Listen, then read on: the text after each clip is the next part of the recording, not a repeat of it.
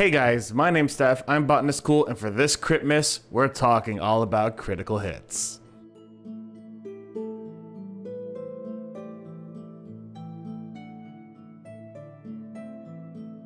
As always, guys, a huge thank you for all of your constant support with the Quest Helper series here on YouTube.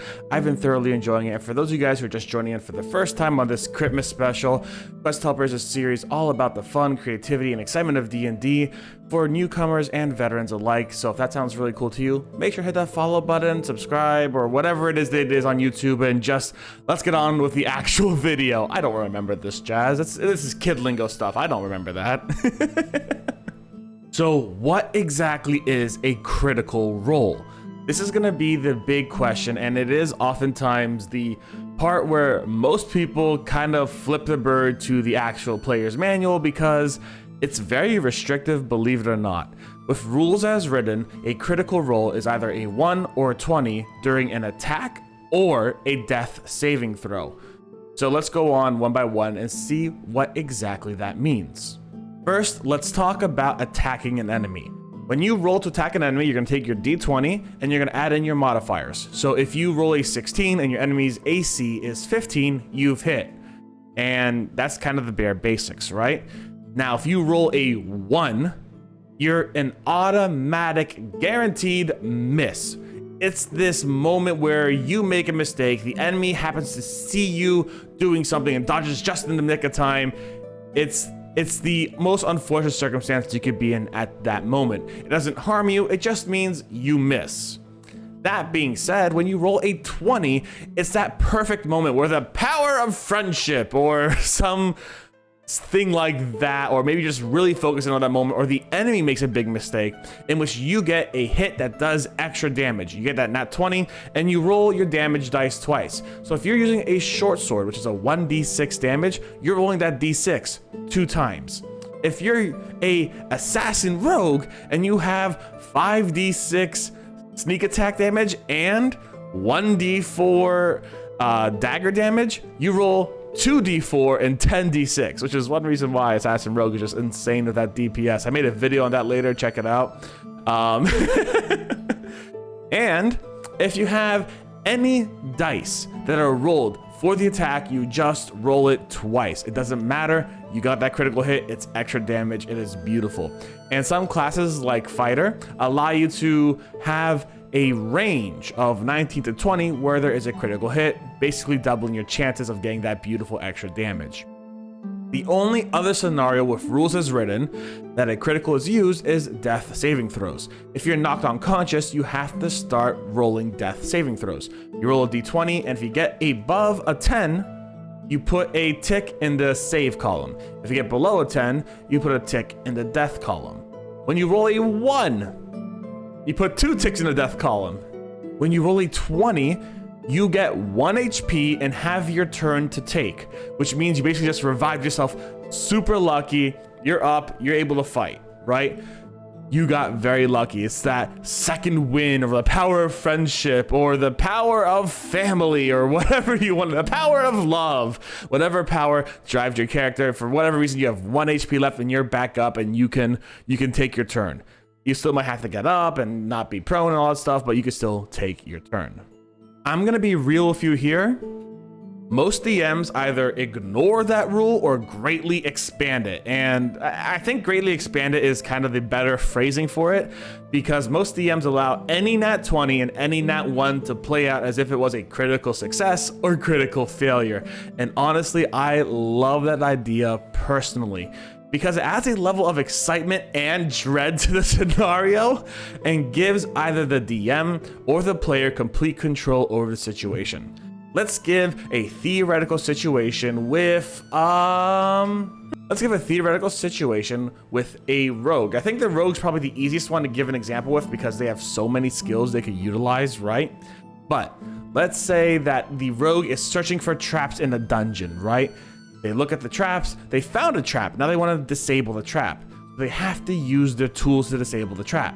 They roll a nat 20, bam, they disable the trap, and not only that, maybe the DM says you can now actually have part of the mechanics for the trap to set it up later on your own and use it for your own layer, or you learn how to make it or something like that, right? Bada bing, bada boom, easy. Rolling a failure might typically mean that the trap is set off and then they have a dexterity check to get out of the way, but rolling a critical failure means that they cannot get out of the way, at least in my eyes. They can't get out of the way, they take the damage, you know, stuff happens, it sucks, right? Or let's talk about a bard doing a persuasion or a performance roll in front of a crowd, right? On a normal success, they might get a few gold pieces, the crowd might enjoy their performance, etc. On a natural 20, the bard, I would let my bard describe what they do, and I would give them extra gold and extra renown. Perhaps some of the people are bringing food and drink out to celebrate and give to the bard as a, hey, thank you very much for performing in the streets. And maybe there's even a noble around that sees them as like, I want them to perform for me, so I'm gonna hire them and give them a job for something that maybe they had to infiltrate a castle later on. I'll give them a job in the castle. They can now learn what's happening inside the castle. A little bit of fun, and that 20 gives a little bit of an extra boost. But if they roll in that 1, no one's paying attention. They actually get shooed away by whatever constables or police or city guard there is, like, hey, stop making a ruckus, get out of here. We don't want to put you in jail kind of deal. If they continue to fight, they get put in jail. There's a lot of things that you can really do. And all in all, it's just an exciting moment that the player as a critical success has control over, or the DM as a critical fail has control over, and it's just a lot of fun. And I do highly recommend expanding the rules for critical successes and critical failures for the fun of it. DMs, let's be reasonable with our punishments when we come to a critical failure, right? If a bard, as our previous example stated, critically fails their performance, the guards might shoo them away, but they're not going to start stabbing the bard because he's being a menace to the public. If the rogue fails their trap detection, they might get hit, but they're not gonna get hit by every trap for the rest of the dungeon. You know what I'm saying? Be reasonable in your punishments and make sure that you're not punishing for dumb luck, but just adding a little bit of flair to a critical moment. Players, be aware that your critical success doesn't mean you've won the game and bum, you've leveled up or anything. What it means is that you've gotten a bit of bonus information and a bit of a head on what you need to do. A brand new example would be if you're trying to decipher an ancient language that the DM knows none of you could ever really know about, and you roll a natural 20 on history to read it. Well, what's gonna happen? DM's gonna say, you guys recognize that the language that these runes are written in is very similar to Dwarvish, but not exactly Dwarvish. In fact, you would need to go to a Dwarven city, possibly look up the library in there and see if they have any books on ancient Dwarvish languages, and then you'll be able to start piecing things together. The critical success was you finding out that it was similar to Dwarvish and that you might be able to research more about it later. Not per se that you could read a language you'd have no basis in understanding in how to read. Now, if it was a dwarf, maybe there'd be something a little different. And the DM might say, you understand that this is a rune for XYZ in general, but there's a lot more that remains hidden that you would need to go and research this ancient Dwarvish language more. And as such, you have to understand that there is going to be a reasonable success that gives a reasonable extra bonus.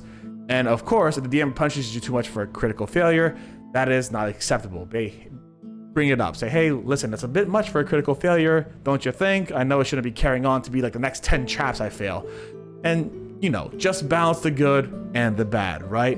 Those are my tips for rolling criticals. TLDR. Be reasonable with all critical successes and critical failures. Don't make someone die because they got a critical failure. Be reasonable. Don't give someone the world because they got a critical success.